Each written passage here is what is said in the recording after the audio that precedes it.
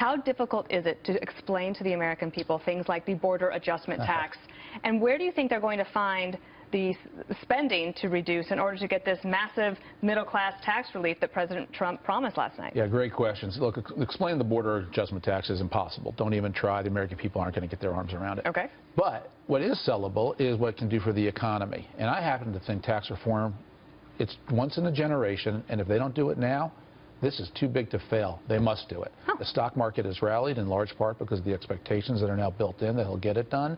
And if Congress doesn't get this across the finish line, it's going to be a terrible blow to Republicans in Congress. It's too big to fail. They must get it done. Do you think that they need to do it before they try to do Obamacare repeal and replacement, or are they inextricably linked? I would much prefer to do it first. You know, I think the election was about the economy. The election is about what can you do to make growth faster, wages higher.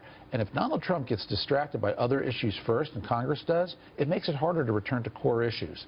So from my point of view, I would much rather them do tax reform first. Do you think the they want to do Obamacare first? It does feel like they want to do, or that they think that they're inextricably linked, but I also think that it's hard from a messaging standpoint to do two big things like that all at once. Well, all at once, I totally agree, but there is a sequence to when you have to move these great big trains, and one has to leave the station before the other does. So they do have to pick, they have to choose.